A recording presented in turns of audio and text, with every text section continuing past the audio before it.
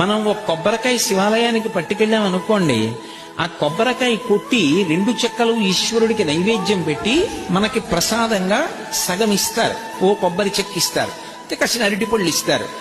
ఇస్తే వాటిని తిన్నగా ఇంటికి తెచ్చుకోకూడదు. శివుడి యొక్క నిర్మాల్యాన్ని, ప్రసాదాన్ని విడిచిపెట్టేయకూడదు. చాలా మంది తెలిసి తెలియక ఒక మాట అంటుంటారు, శివాలయం నుంచి ప్రసాదం తెచ్చుకోకూడదు అంటుంటారు.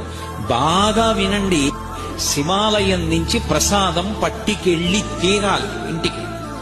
దాన్ని గోడ మీద పెట్టేయడం, నంది దగ్గర పెట్టేయడం, అటువంటి పిచ్చి పనులు చేయకూడదు. ప్రసాద తిరస్కారము బహుదోషము. ప్రసాదాన్ని తిరస్కరించకూడదు.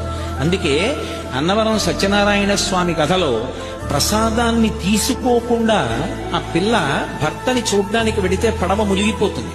ఒక కథలో ఏమిటి, ప్రసాదం తినకపోతే పడవలో ముంచేసేటంతటి పైశాచికవాదా పరమేశ్వరుడు? అంత పైశాచిక మనస్తత్వం ఉన్నవాడా? కాదు.